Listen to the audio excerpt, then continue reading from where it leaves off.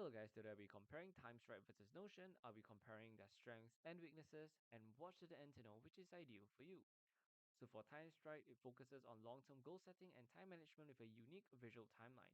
It emphasizes personal growth with habit tracking, offers simple collaboration features for teams aligned on goals, and has a minimalist interface for clarity. Some weaknesses it has is that first of all, it is primarily centered on goal planning and may lack extensive versatility of Notion for broader workspace management. There's fewer integration compared to Notion and its collaboration features are less comprehensive.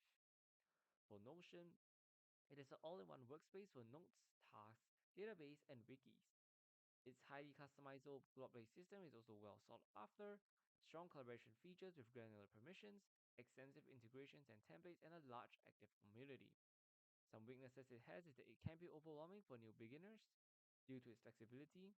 Since that it is cloud-based, it has potential privacy considerations, and it also may experience slowdowns in large workspaces, and it offers limited offline functionality. Ideal users for both of them are first of all, for TimeStripe, it's for individuals primarily focused on personal goal setting, long-term planning, and habit development who appreciate a visual and structured approach. For Notion, ideal users are individuals and teams seeking a highly versatile and customizable workplace for managing diverse information and projects. It is suitable for those who want value in extensive integrations and community support and are comfortable with a cloud-based solution. I hope this video helps and thank you for watching.